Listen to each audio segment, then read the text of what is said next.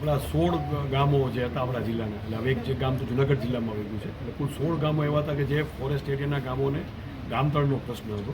હવે આ બાબત છે ફોરેસ્ટ એરિયા હોય એટલે સ્ટેટ ગવર્મેન્ટ મારફતે સેન્ટ્રલ ગવર્મેન્ટમાં એન્વાયરમેન્ટ ફોરેસ્ટ ડિપાર્ટમેન્ટમાં ગઈ હોય, એ લોકોએ ઓલરેડી ત્યાંથી એને જે મંજૂરી જે એના નિયમો આપવાની એ ઓલરેડી ગામતળ માટેની મંજૂરી આપી દીધેલી હતી, અને એના આધારે સ્ટેટ ગવર્મેન્ટે 2019માં એનું ઓર્ડરો કરી, ગામ વાઇઝ ઓર્ડર કરી અને જિલ્લા કક્ષાએ મોકલ્યા કરે.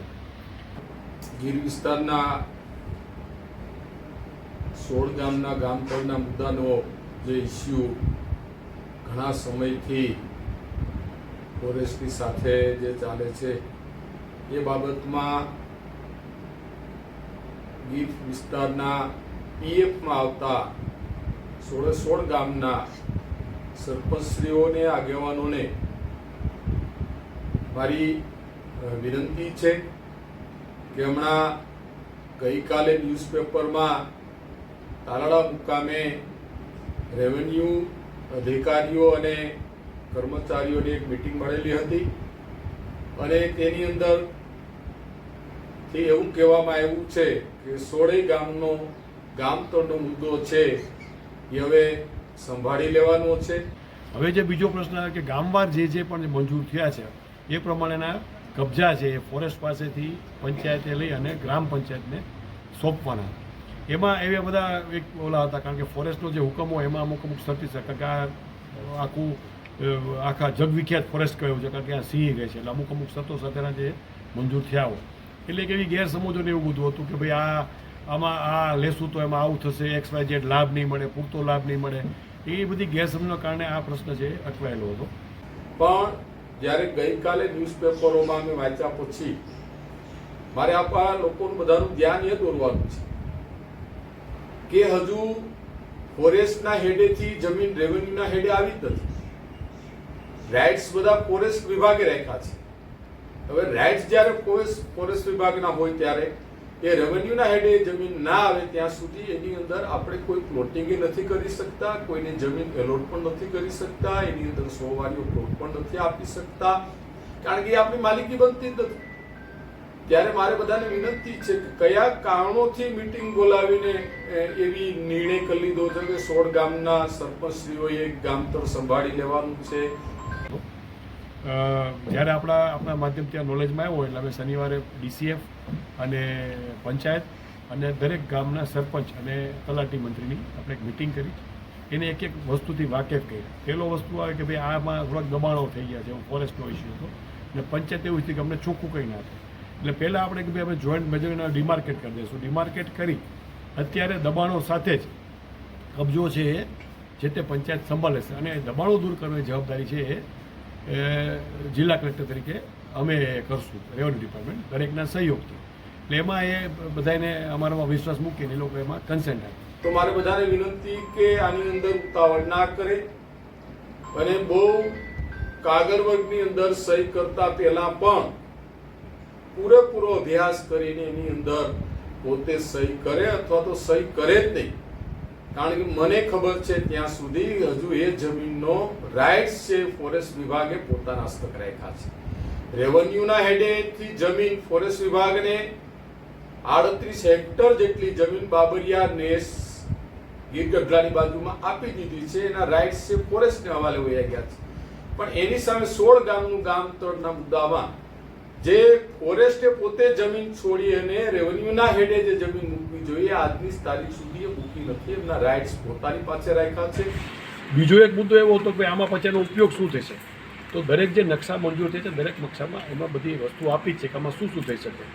સ્કૂલ છે, આંગણવાડી છે, બાલવાટિકા છે, એ બની શકે, વોટરવર્ક્સના કામો થઈ શકે, રોડ રસ્તા બની શકે, અને વિકર સેક્શન માટે મોટી જગ્યા હોય. વિકર સેક્શન શું કે ભાઈ એને 100 ચોરસના પ્લોટ આપી શકાય કે જે કાંઈ પણ જે વસ્તુ આપી શકાય.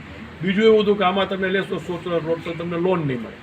તો આજે અમે કીધું કે અમારા લીડ બેંક મેનેજર પાસે અમને શંકા હોય ને કે કદાચ અમારો વિષય તો એને હાજર કરવા પૂછ્યું તો કે ભાઈ અમે તો જે નિયમ પ્રમાણે હાઉસિંગ લોન છે દરેક જગ્યાએ અમે આપીએ છીએ, આમાં અમને કોઈ ઇસ્યુ નથી. ઇવન DCF પોતે એવું કહે છે કે ભાઈ આમાં તમે 100 ચોરસ પ્લાટ કે જે કર્યું કરો, અમે સોંપ્યા પછી અમારો આમાં કોઈ સીધો કોઈ રાઇટ કે હક રહેતો નથી. એટલે આવી કોઈ કુશંકાઓ કોઈ આ જે ગામો છે એ પૈકીના કોઈ રાખવા નથી.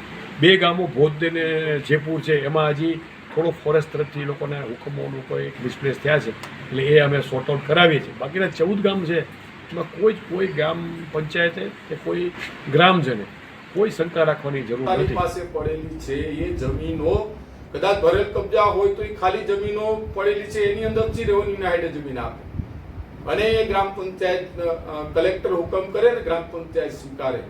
પણ અત્યારે જે પ્રક્રિયાઓ હાલે છે એ પ્રક્રિયાઓની અંદર મને ખ્યાલ છે ત્યાં સુધી એ જમીનના રાઇટ્સ હજુ પણ ફોરેસ્ટ વિભાગના છે. એટલે મારે પીએફમાં આવતા ગીર વિસ્તારના 16 ગામના આગેવાનો સરપંચશ્રીઓને વિનંતી છે કે આની પ્રક્રિયાઓમાં ક્યાંય ફોરેસ્ટ વિભાગના કોઈ પણ અધિકારીઓ કર્મચારીઓ મારફત કોઈ એવા કાગળોમાં સહી ના કરે કે જેનાથી આવતીકાલે વધારે મુશ્કેલી ઊભી થાય. અને કોઈને કરવી હોય ને કોઈ સહીઓ કરીને સ્વીકારી લે તો એની જવાબદારી છે.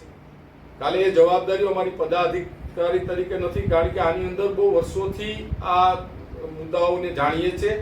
મારા મોટા બ્રધર હતા એ જસુભાઈ પણ એની મુદ્દાને જાણતા હતા, એની પણ લડાઈ કરેલી છે, આપણે પણ કરીએ છીએ. પણ ગઈ મીટિંગ છે, મીટિંગની અંદર ડિસ્પ્લેસ થયા છે એટલે એ અમે સોર્ટ આઉટ કરાવીએ છીએ. બાકીના 14 ગામ છે એમાં કોઈ ગામ પંચાયતે કે કોઈ ગ્રામજને કોઈ શંકા રાખવાની જરૂર નથી. અને આ કબજા છે એ લોકો સ્વીકારી લે. અને અમે તો મંત્રીને કબજા સોંપીએ છીએ એટલે મંત્રીની અમે અત્યારે બેઠક પણ વર્ચ્યુઅલ મિટિંગ રાખી છે. એ લોકોની શંકા પણ દૂર કરી દઈશું. અને આજે 4 ગામના કબજા સોંપાઈ પડી ગયા છે એટલે બાકીના જે 9 ગામ વધે છે આપણા જિલ્લામાં તો એ પણ અમે 2 દિવસમાં કરશું. અને આનું જોઈન્ટ મેજરમેન્ટ સર્વે થશે, પ્રોપર ડિમાર્કેશન થશે અને જે તમને સોંપીએ છીએ એ તમારા માટે જ સોંપીએ છીએ એટલે એ બાબતે કોઈ શંકા રાખવાની જરૂર નથી.